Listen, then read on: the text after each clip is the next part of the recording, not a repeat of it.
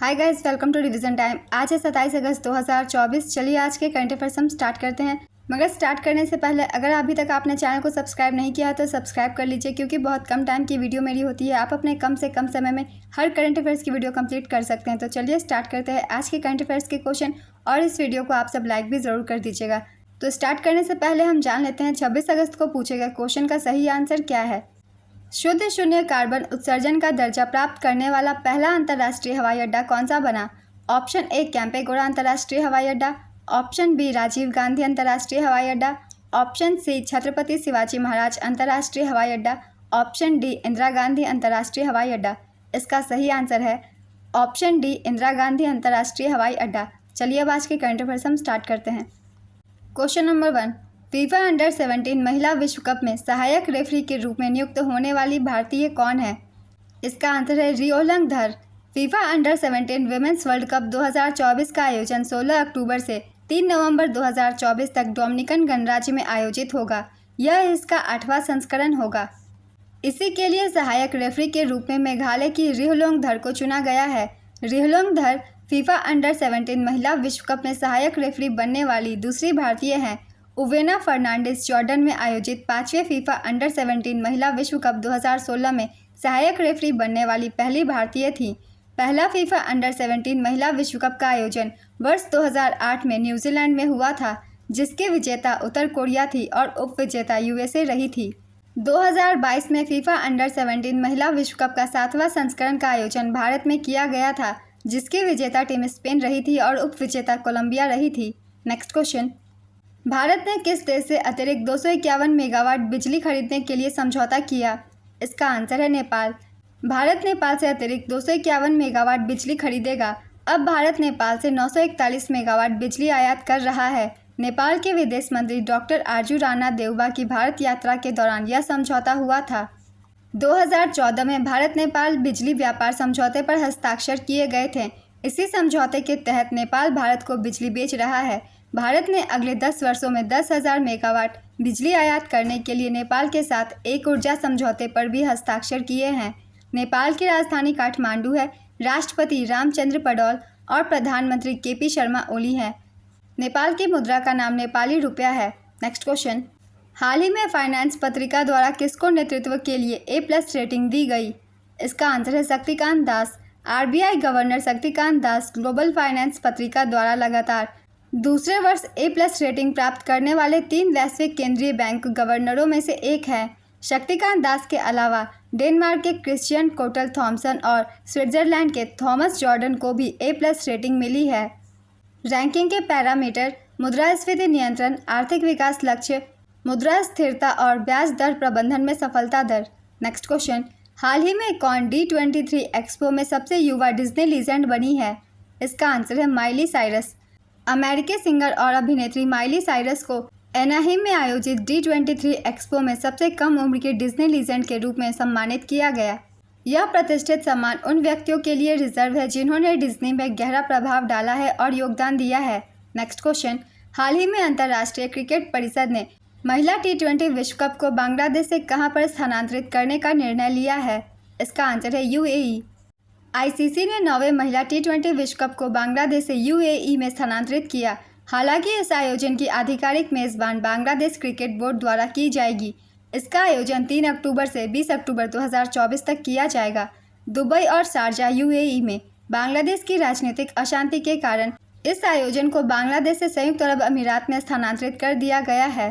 Next question, 26 नवंबर 2024 को किस university द्वारा भारत के पहले संविधान संग्रहालय का उद्घाटन किया जाएगा। इसका आंसर है OP Jindal global university. OP Jindal global university ने भारत का पहला संविधान संग्रहालय स्थापित करने की घोषणा की। इसका नाम संविधान अकादमी और अधिकार और स्वतंत्रता संग्रहालय है। भारत के पहले संविधान संग्रहालय का उद्घाटन 26 नवंबर 2024 को संविधान दिवस के दिन किया जाएगा।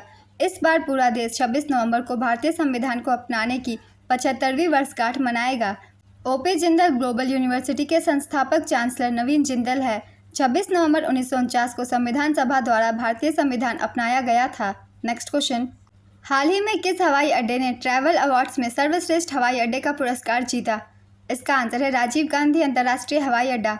हैदराबाद स्थित राजीव गांधी अंतर्राष्ट्रीय हवाई अड्डा ने लगातार तीसरे वर्ष इंडिया ट्रैवल अवार्ड्स में सर्वश्रेष्ठ हवाई अड्डे का पुरस्कार जीता है।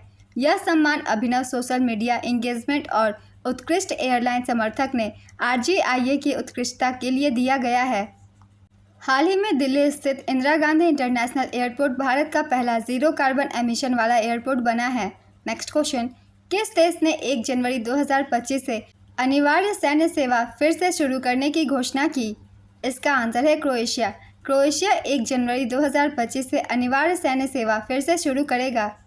क्रोएशिया 2 महीने की अनिवार्य सैन्य सेवा फिर से शुरू करेगा। यूक्रेन के खिलाफ रूसी आक्रमण के बाद यूरोप में बढ़े तनाव के बीच यह कदम उठाया गया है। यह निर्णय सैन्य सेवा की वापसी का प्रतीक है, जिसे 2008 में निलंबित कर दिया गया था। पिछले साल लातविया ने यूक्रेन पर रूस के आक्रमण के खतरे के बाद सैन्य भर्ती को फिर से शुरू किया था। नेक्स्ट क्वेश्चन, भारत में सर्वाधिक EV चार्जिंग स्टेशनों के साथ कौन सा राज्य अग्रणी है? इसका आंसर है कर्नाटक। भारत में सर्वाधिक EV चार्जिंग स्टेशनों के मामले में कर्नाटक शीर्ष पर है। कर्नाटक 5,765 सार्वजनिक EV चार्जिंग स्टेशनों के साथ भारत में शीर्ष पर है, जिनमें से 85% बेंगलुरु शहरी जिले में स्थित है। फेम योजना बेस्कॉम निवेश और PPP द्वारा समर्थित कर्नाटक EV इंफ्रास्ट्रक्चर में अग्रणी है। राज्य का लक्ष्य 2,500 नए स्टेशनों और बिजली कंपनियों के साथ 100 स्टेशनों के लिए 35 करोड़ रुपए के निवेश के साथ EV अपनाने को आगे बढ़ाना है। फेम योजना की शुरुआत अप्रैल 2015 में हुई थी। इस योजना का प्रमुख उद्देश्य प्रदूषण कम करना और ग्रीन हाउस गैस उत्सर्जन में कमी लाना है। फेम का पूरा नाम है faster adoption and manufacturing of hybrid and electric vehicles in India. Next question, Bharat ने पहला राष्ट्रीय अंतरिक्ष दिवस कब मनाया? इसका आंसर है 23 अगस्त। भारत सरकार ने चंद्रमा के दक्षिणी ध्रुव पर चंद्रयान 3 मिशन के विक्रम लैंडर की सफलतापूर्वक उतारने को चिन्हित करने के लिए 23 अगस्त को राष्ट्रीय अंतरिक्ष दिवस के रूप में घोषित किया है। सोवियत संघ, संयुक्त राज्य अमेरिका और चीन के बाद भारत चंद्रमा पर रोवर उतारने वाला चौथा देश था और चंद्रमा के दक्षिणी ध्रुव पर उतरने वाला पहला देश था। पहले राष्ट्रीय अंतरिक्ष दिवस 2024 का विषय touching lives by touching the moon, India's space story है। नेक्स्ट क्वेश्चन, हाल ही में किस बैंक ने दुनिया का पहला कार्बन रिमूवल बॉन्ड जारी किया? इसका आंसर है वर्ल्ड बैंक। विश्व बैंक ने अमेजर पुनर्वनीकरण के लिए धन जुटाने हेतु दुनिया का पहला कार्बन रिमूवल बॉन्ड जारी किया। नए प्रकार के बॉन्ड का लक्ष्य निवेशकों के वित्तीय रिटर्न को वायुमंडल से हटाए गए कार्बन की मात्रा से जोड़कर अमेजन वर्षावन को बचाने की कोशिश करना है। विश्व बैंक ने 9 साल का $225 मिलियन का नोट बेचा है, जो अमेजन में पुनर्वनीकरण के लिए धन जुटाने में मदद करेगा। विश्व बैंक के अनुसार मोमबक इन निधियों का उपयोग अमेजन में भूमि मालिकों के साथ साझेदारी करने या भूमि पर देसी वृक्ष प्रजातियों को फिर से लगाने के लिए करेगा। परियोजनाओं द्वारा उत्पादित कार्बन क्रेडिट लगाए गए पेड़ों द्वारा हटाए गए कार्बन की मात्रा के आधार पर गणना की जाती है, जिसे माइक्रोसॉफ्ट कॉर्प को बेचा जाएगा। नेक्स्ट क्वेश्चन, हाल ही में भारत यूरोपीय संघ क्षेत्रीय सम्मेलन कहां पर आयोजित हुआ? इसका आंसर है नई दिल्ली। भारत यूरोपीय संघ क्षेत्रीय सम्मेलन नई दिल्ली में आयोजित हुआ।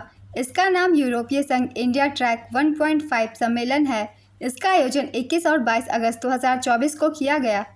इस सम्मेलन में भारत, बांग्लादेश, मालदीव, श्रीलंका और यूरोप के विशेषज्ञ, नीति निर्माता, शिक्षाविद और कानून प्रवर्तन अधिकारी भाग ले रहे हैं। सम्मेलन का मुख्य उद्देश्य आतंकवाद विरोधी संवाद और साझेदारी को बढ़ाना है। नेक्स्ट क्वेश्चन, हाल ही में सीएट क्रिकेट रेटिंग अवार्ड 2023-24 में पुरुष अंतर्राष्ट्रीय क्रिकेटर ऑफ द ईयर का पुरस्कार किसे दिया गया? इसका आंसर है Rohit Sharma. CEAT cricket awards 2023-24 के विजेता पुरुष अंतर्राष्ट्रीय cricketer of the year Rohit Sharma को दिया गया। पुरुष वनडे बल्लेबाज ऑफ द ईयर का पुरस्कार विराट कोहली को दिया गया। वनडे गेंदबाज of the year Mohammed Shami. Lifetime achievement award Rahul Dravid. पुरुष टेस्ट बल्लेबाज of the year Yashasvi Jaiswal. T20 प्रारूप में वर्ष का सर्वश्रेष्ठ बल्लेबाज फिल साल्ट को दिया गया। घरेलू cricketer of the year RR Sai Kishore को। पुरुष T20 गेंदबाज टीम सऊदी को दिया गया। नेक्स्ट क्वेश्चन, अगस्त 2024 में BPCL ने किस बंदरगाह पर भारत का पहला जैव ईंधन मिश्रण HFHSD बंकर लॉन्च किया? इसका आंसर है मुंबई बंदरगाह। BPCL ने मुंबई बंदरगाह पर भारत का पहला जैव ईंधन मिश्रण HFHSD बंकर लॉन्च किया। HFHSD का पूरा नाम है high flash high speed diesel. यह जैव ईंधन मिश्रण वैश्विक डिकार्बोनाइजेशन लक्ष्यों के अनुरूप पारंपरिक समुद्री ईंधन के लिए एक स्वच्छ जैव निम्नीकरणीय विकल्प प्रदान करके पर्यावरणीय स्थिरता का समर्थन करता है। बीपीसीएल की स्थापना 1976 में की गई थी। इसका मुख्यालय मुंबई में है और महानिदेशक जी कृष्ण कुमार है। नेक्स्ट क्वेश्चन, हाल ही में किसको आईसीसी का नया चेयरमैन चुना गया? इसका आंसर है जय शाह। जय शाह अंतर्राष्ट्रीय क्रिकेट परिषद के चेयरमैन बनेंगे। नवंबर 2024 में बीसीसीआई के सचिव जय शाह आईसीसी चेयरमैन के रूप में ग्रेग बार्कले का स्थान ग्रहण करेंगे। वीवीएन श्रीनिवासन और शशांक मनोहर के बाद जय शाह इस पद पर आसीन होने वाले तीसरे भारतीय होंगे। चेयरमैन के चुनाव में 16 वोट होते हैं और 9 वोटों का बहुमत 51% आवश्यक होता है। आईसीसी की स्थापना 1909 में हुई थी। इसका मुख्यालय दुबई में स्थित है। आज के करंट अफेयर्स के क्वेश्चन कंप्लीट होते हैं। चलिए अब आज का क्वेश्चन देखते हैं क्या है। हाल ही में किस हवाई अड्डे ने ट्रैवल अवार्ड्स में सर्वश्रेष्ठ हवाई अड्डे का पुरस्कार जीता? ऑप्शन ए इंदिरा गांधी अंतर्राष्ट्रीय हवाई अड्डा, ऑप्शन बी राजीव गांधी अंतर्राष्ट्रीय हवाई अड्डा, ऑप्शन सी कैंपेगौड़ा अंतर्राष्ट्रीय हवाई अड्डा, ऑप्शन डी छत्रपति शिवाजी महाराज अंतर्राष्ट्रीय हवाई अड्डा।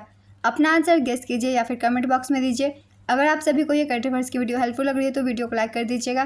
चैनल भी जरूर सब्सक्राइब कर लीजिए। इस तरह की कम टाइम की डेली करंट अफेयर्स की वीडियो आपको हर दिन मिलते रहेंगे।